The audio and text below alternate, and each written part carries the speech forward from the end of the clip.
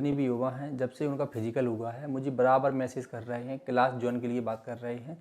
और जो बंदे पहली बार साक्षात्कार में जा रहे हैं उनके लिए विशेष जानकारी है, और जो युवा दूसरी बार जा रहे हैं उनके लिए और ज़्यादा महत्वपूर्ण जानकारी है कि पिछली बार जो गलती हुई थी वो इस बार गलती हमें नहीं करना है।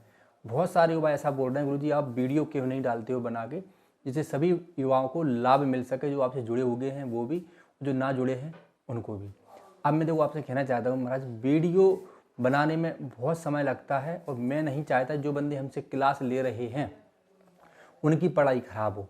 तो जो बंदे हमसे ऑनलाइन जुड़े हो गए हैं उनकी हमने अलग से बैच स्टार्ट कर दी है साक्षात्कार के, क्योंकि भैया कोई भी बंदा जब हमसे जुड़ता है तो बड़ी आशा के साथ, बड़ी जिम्मेदारी के साथ और पूर्ण विश्वास के साथ हमसे जुड़ता है। इसलिए हम चाहते हैं कि उन बंदों की बेहतर तैयारी हो जो हमसे ऑनलाइन के माध्यम से जुड़े हो गए हैं। अगर मैं वीडियो बनाऊंगा महाराज तो बहुत ज़्यादा समय जाता है, और युवा वैसे भी भागते हैं बहुत कम, जाना है नहीं। लाभ दिखता है महाराज जब युवा बहुत ज़्यादा हो पढ़ने वाले। अगर मैं एक भी वीडियो डाल दूंगा मुश्किल से 200-250 बंदे ही देख पाएंगे, ज़्यादा देखते भी नहीं है, पढ़ते भी नहीं बंदे।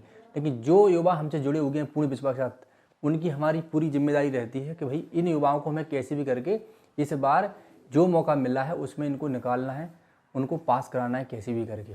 तो हमें क्या है कि पार्ट टाइम पढ़ना भी पड़ता है, तैयारी भी करनी पड़ती है, प्रश्नों को तैयार करना पड़ता है, फिर हम क्लास में आके अपने युवाओं को पढ़ाते हैं।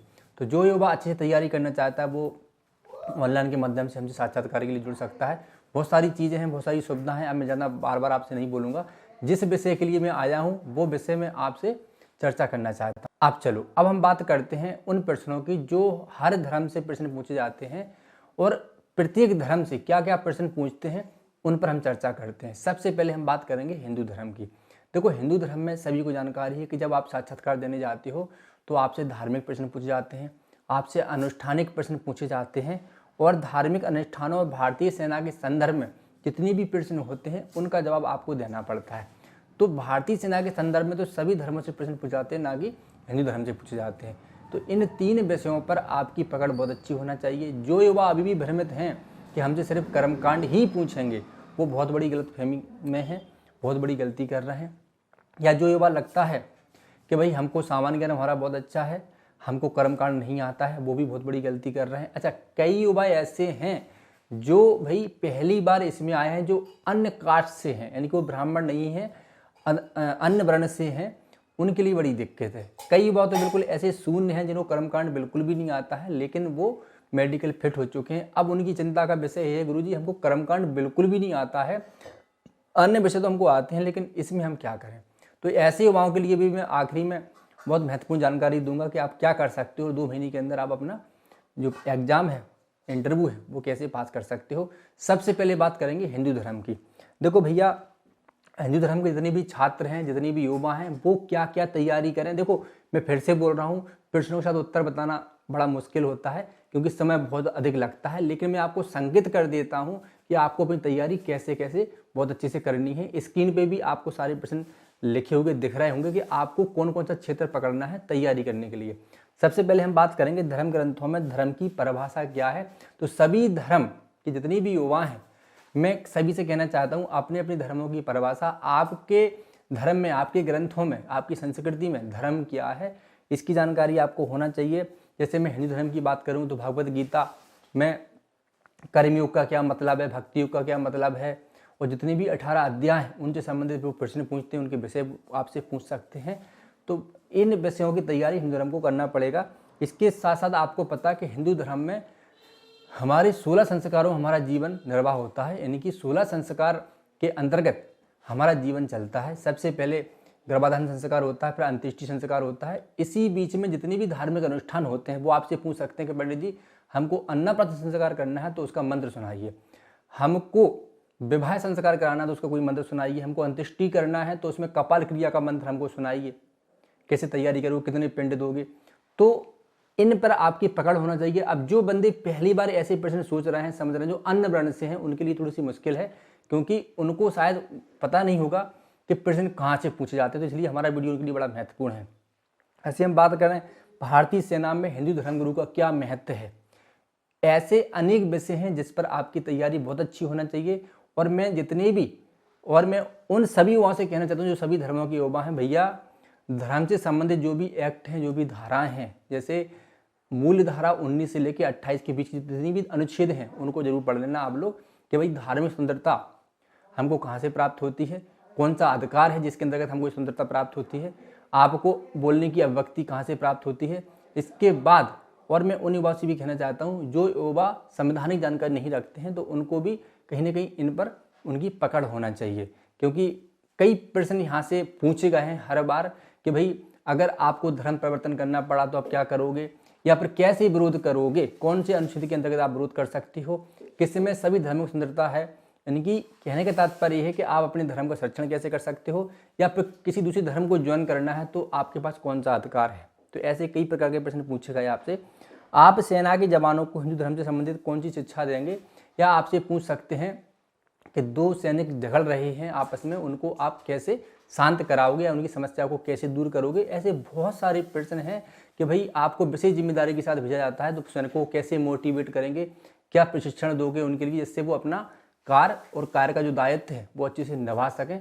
तो हिंदू धर्म के जितने भी युवा हैं इन प्रश्नों पर आपको विशेष फोकस करना है। इसके अलावा आपको रामायण, महाभारत, उपनिषद वैसे कोई भी युक्ति पूछ सकते हैं आपसे, कोई भी चौपाई पूछ सकते हैं, कोई भी श्लोक पूछ सकते हैं।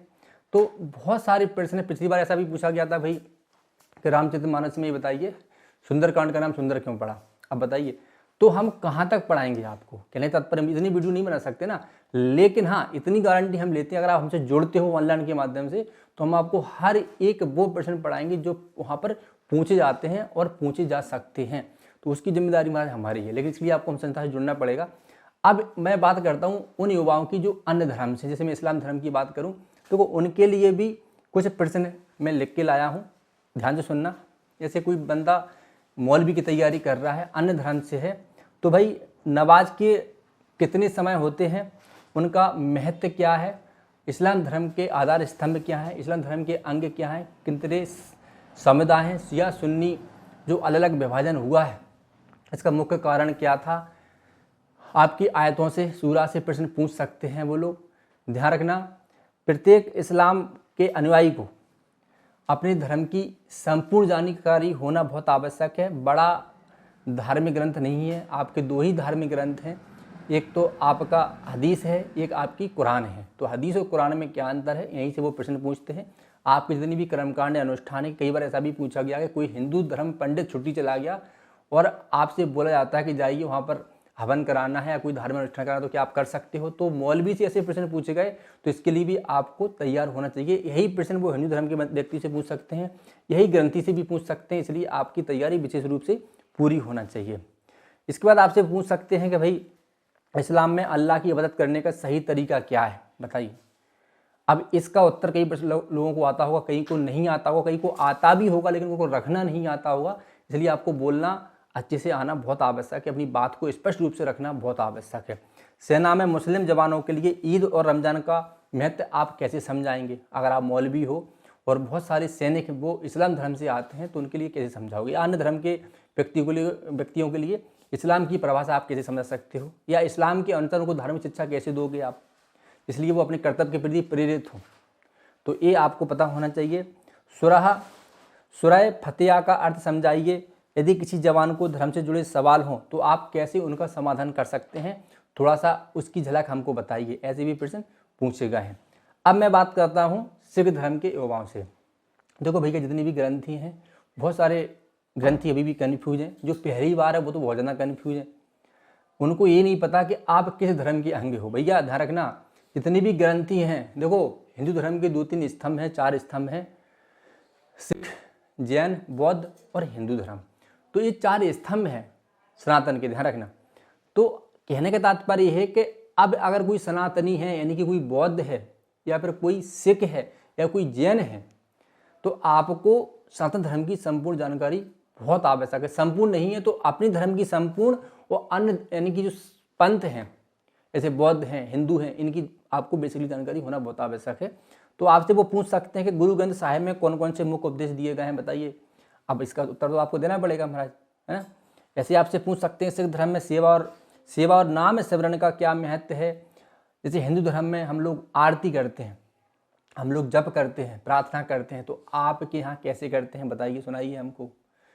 ये भी आपसे पूछ सकते हैं। कई सिख धर्म के व्यक्तियों से ये भी पूछा गया है कि हिंदू धर्म में किसी देवता की आरती हमको सुनाइए। आप बताइए सिख धर्म का इससे क्या संबंध, लेकिन पूछा गया। तो आपको बेसिकली थोड़ी जानकारी आपको होना चाहिए। सेना में सिख जवानों के लिए गुरु पर्व का आयोजन आप कैसे करेंगे, या कोई अनुष्ठानिक कार्य कराना है तो कैसे करेंगे, या फिर कोई गुरुद्वारा है वहाँ पर जाएंगे और सभी धर्म के व्यक्ति वहाँ पर एकत्रित हो गए हैं तो उनके लिए आप क्या उपदेश देंगे। तो ऐसी ग्रंथियों से पूछे गए हैं। इसकी तैयारी आपकी विशेष रूप से होना चाहिए।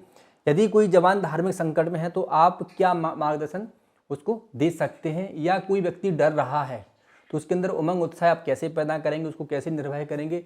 यदि कोई व्यक्ति अपने कर्तव्यों को अच्छे से ठीक से नहीं निभाता है तो आप किस शास्त्र के अनुसार उसको समझाएंगे, कौन सी उक्ति उसको बोलोगे, या फिर आपको धर्म परिवर्तन करना पड़े तो किस धर्म में आप जाओगे। ऐसे भी प्रश्न पूछे गए हैं।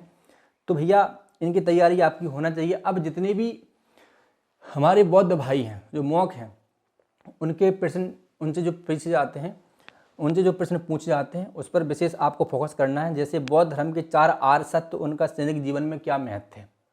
अगर कोई भी सैनिक अगर बौद्ध ग्रंथों को पढ़ता है तो उनको उनसे क्या शिक्षा प्राप्त हो सकती है, वो अपने कार्य को अच्छे से कैसे निभा सकते हैं, ऐसे भी प्रश्न आपसे पूछ सकते हैं। तो बौद्ध धर्म के 4 आर्य सत्य और उनका सैनिक जीवन में क्या महत्व है, धम्म में परिवर्तन दिवस क्या है और यह क्यों मनाया जाता है। देखो बौद्ध धर्म में जो संगतियाँ हुई हैं उनसे भी प्रश्न पूछे गए हैं। प्रथम संगति कब हुई, द्वितीय कब हुई, उस समय उसका अध्यक्ष कौन था, ऐसे भी प्रश्न पूछे गए हैं। और बौद्ध धर्म के ग्रंथों से प्रश्न पूछे गए हैं।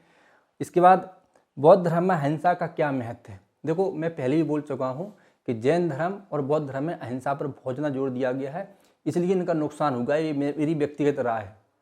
कोई व्यक्ति सिर्फ अहिंसा ही पढ़ता है या हिंसा का ही पालन करता है, उसको हिंसा से गुजरना ही पड़ता है, क्योंकि उसकी हिंसा के लिए कोई तैयारी नहीं होती। इसलिए इनकी संख्या आज भारत में बहुत कम रह गई है। किसी को बुरा लग रहा होगा लेकिन मैं सत्य कह रहा हूँ। इसलिए श्री कृष्ण भगवान गीता में कहते हैं कि अहिंसा परमो धर्मा धर्म हिंसा तटोचा।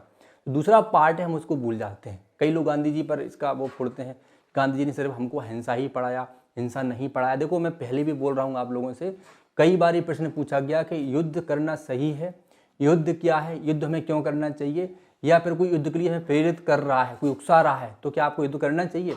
तो बिल्कुल करना चाहिए, लेकिन कैसी स्थिति में करना चाहिए, जब हमारे युद्ध का आधार धर्म की रक्षा हो, संस्कृति की रक्षा हो, या फिर न्याय की रक्षा हो, तो हम श्रीमान जी हम युद्ध कर सकते हैं और पूरी ईमानदारी से कर सकते हैं, भले ही उसमें प्राण ही क्यों ना चले, लेकिन हम युद्ध करेंगे।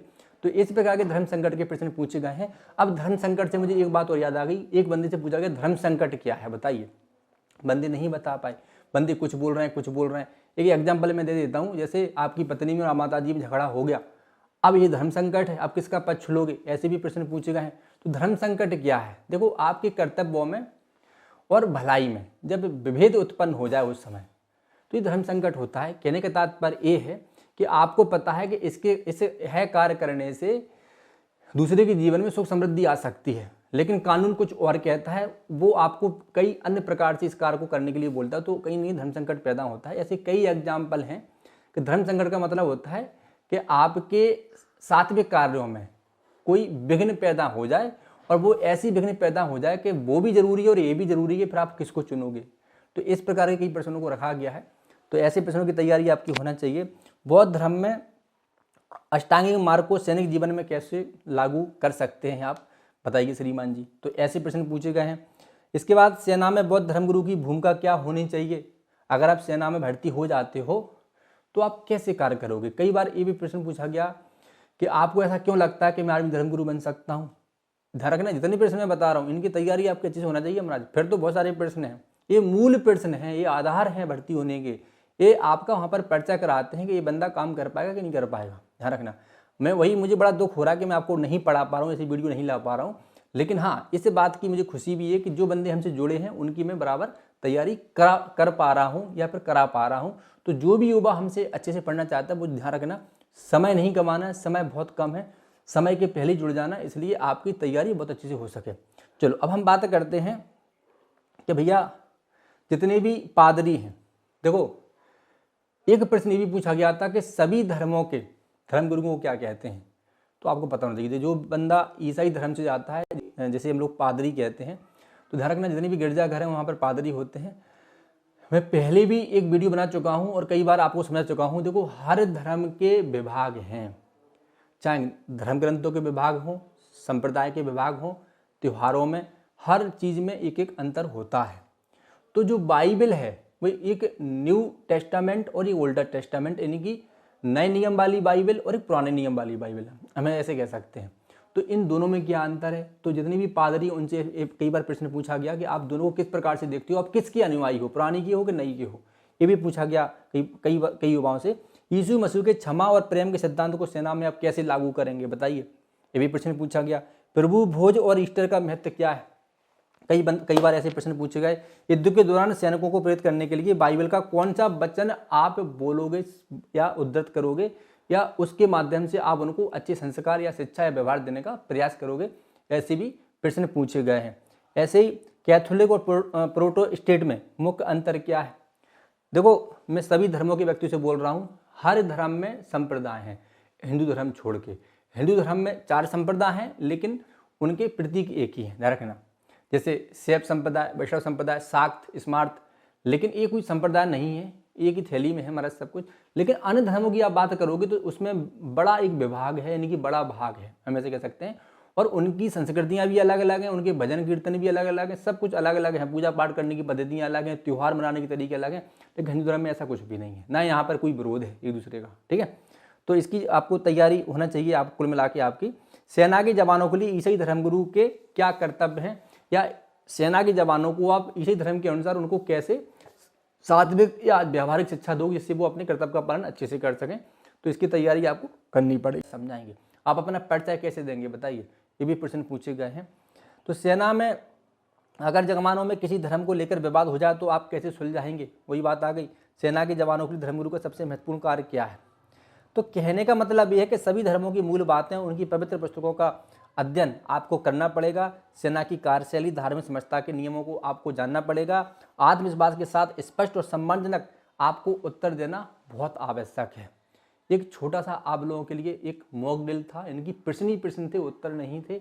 लेकिन इन सभी के अगर आप उत्तर जानना चाहते हो तो आप बुंदेलखंड अकादमी से जुड़िए और ऑनलाइन क्लास के माध्यम से आप अपने से इनकी जितनी भी प्रश्न है इनके उत्तर आप जान सकते हो। अब ऐसे युवाओं का दुख मैं दूर कर देता हूँ जो युवा बोल रहा है गुरुजी हमको कर्मकांड बिल्कुल भी नहीं आता है, लेकिन हमें अन्य विषय तो बहुत अच्छे से आते हैं, तो अब ऐसे धर्म संकट में हम क्या करें, और मेरी आखिरी उम्र है, यानी कि अब मैं ओवरेज होने वाला हूँ, मेरे पास कोई मौका भी नहीं है, मैं अन्य वर्ण से भी हूँ, बड़ी समस्या है महाराज।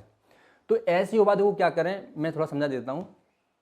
ऐसे युवा जिनके पास थ्योरी नहीं है, जिनके पास प्रैक्टिकली नहीं है, तो सबसे पहले तो प्रैक्टिकली पढ़ जाए। गांव में बहुत सारे पुजारी होते हैं, छोटी छोटी कथाएं बांटने वाले होते हैं, या तो उनको गुरु बना लो, उनके साथ रह लो, तो स्वास्थ्य वाचन, आचमन करना, मंगलाचरण, सूक्त, ये आपको आ जाएंगे। उनके साथ में आपको छोटे छोटे अनुष्ठानों में जाओगे तो आ जाएंगे, ठीक है। या फिर 1-2 महीने के लिए आप मथुरा वृंदावन चले जाओ, या फिर जबलपुर से होगी तो जबलपुर में भी सिखाते हैं, वहाँ पर भी आश्रम है, तो 1-2 महीने के लिए वहाँ पे आप शरण डाल लो। अच्छा, ये तो वही प्रैक्टिकली बात, लेकिन जो मूल आधार है, जो सार्वभौमिकता है, वो आप कैसे पैदा करें, तो उसके लिए आपको बुंदेलखंड में जुड़ना पड़ेगा, क्योंकि थ्योरी हम उसकी पूरी कराएंगे। आपको हम सामान्य ज्ञान के प्रश्न हम देंगे, आपको धार्मिक प्रश्न हम देंगे, मॉक ड्रिल हम कराएंगे आपका पूरी तरीके से, इसकी जिम्मेदारी हमारी है। बस आपको क्लास ज्वाइन करना है, आपको हमसे जुड़ना पड़ेगा। तो जितने भी युवा हैं जो बिल्कुल शून्य है कर्मकांड में, तो वो ऐसा कर सकते हैं, लेकिन हमको ज्वाइन करना इसलिए आवश्यक है जिससे उनको हम समय समय मार्गदर्शन देते रहें, होमवर्क देते रहें, उनके लिए PDF देते रहें, बुक देते रहें, और रोज जो क्लासें होती हैं प्रतिदिन उसकी PDF भी मिलती रहेगी, रिकॉर्डिंग क्लास मिलती रहेगी, और प्रत्येक दिन का उनका अभ्यास भी बना रहेगा। इनकी वो जुड़े रहेंगे, अपने विषयों से अलग नहीं होंगे। तो ये वीडियो आपको कैसा लगा आप लोग कमेंट जरूर करना। जितने भी RDU की युवा हैं जो तैयारी करना चाहते हैं बहुत अच्छे तरीके से, तो इस चैनल को आप सब्सक्राइब जरूर कर लें, अपने मित्रों तक भेजें, और जितना हो सकता है जितने विषय मैंने बताए उन पर आप गहन अध्ययन करें। मैंने मूल आपको विषय बताया है, मैंने कोई सैकड़ों प्रश्न नहीं बताए आपको। ये आधार है, ये मूल है साक्षात्कार का। इसके बाद आपका परिचय प्रॉपर होना चाहिए, कॉन्फिडेंस, उमंग, उत्साह चेहरे पर तेज होना चाहिए, आपकी बॉडी में बहुत अच्छा अनुशासन होना चाहिए। बोलने की अवक्ति तो हम लोग बोल देते हैं लेकिन बोल नहीं पाते हैं, समस्या ये है। तो आपको वहाँ पर निर्भय होकर बिल्कुल पूरी ईमानदारी से, कर्तव्य निष्ठा के साथ आपको इंटरव्यू देना है। इसकी जिम्मेदारी हमारी है कि आप इस बार भर्ती हो जाओगे। बहुत अच्छा मौका है, बार बार मौका नहीं मिलता है, और मैं बता रहा हूँ बहुत सरल तरीका है एक ऑफिसर बनने का। तो ये वीडियो कैसा लगा आप लोग कमेंट जरूर करना। जय हिंद, वंदे मातरम।